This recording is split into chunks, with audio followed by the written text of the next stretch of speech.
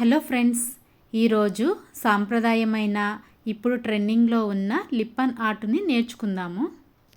మన ఇంటిని అందంగా తీర్చిదిద్దుకోవడానికి బయట ఆన్లైన్లో అన్ని రకాల వస్తువులు దొరుకుతాయి.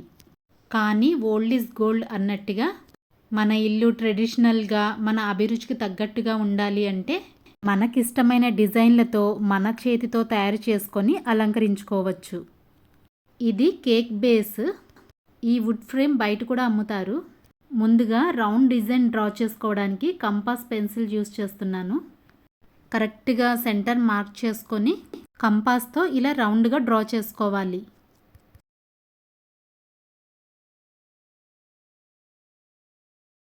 ఇక్కడ మిడిల్లో నేను దుర్గా అమ్మవారి ఫేస్ వరకు డ్రా చేస్తున్నాను.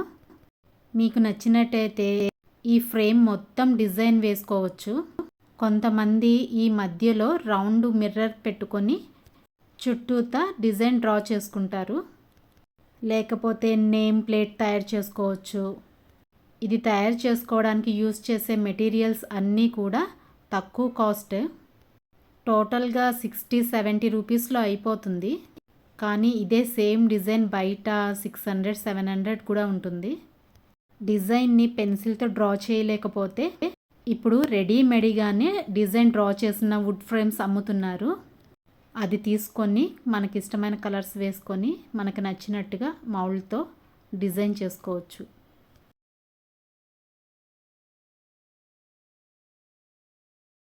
ఇలా డ్రా చేసుకున్న తర్వాత ఇక్కడ మౌల్డ్ని తీసుకుంటున్నాను. ఇందులో 2 ప్యాకెట్స్ వస్తాయి. ఈ రెండు బాగా మిక్స్ అయ్యేలాగా ఒకదానితో ఒకటి కలపాలి. ఇలా కలిపిన తర్వాత కొంచెం కొంచెం తీసుకొని ఏదైనా ఒక ప్లేట్లో టాల్కమ్ పౌడర్ వేసుకొని చేతితో మొత్తం ఇలా ఈవెన్గా వచ్చేలాగా రోల్ చేసుకోవాలి. ఈ మౌల్డ్ 20 మినిట్స్ 30 మినిట్స్ కన్నా ఎక్కువసేపు ఉండదు. తర్వాత గడ్డ కట్టేస్తుంది.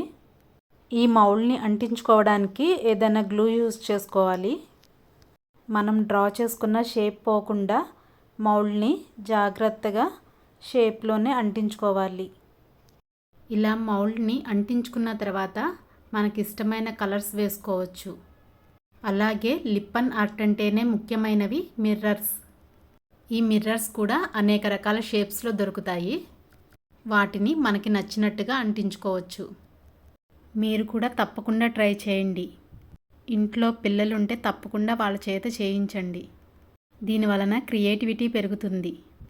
ఇలాగే వినాయకుడిని, అలాగే పిచ్వై డిజైన్ అంటే ఆవు, లోటస్ ఫ్లవర్స్ని ఇలా మీరు కొత్తగా డిజైన్ చేసుకోవచ్చు.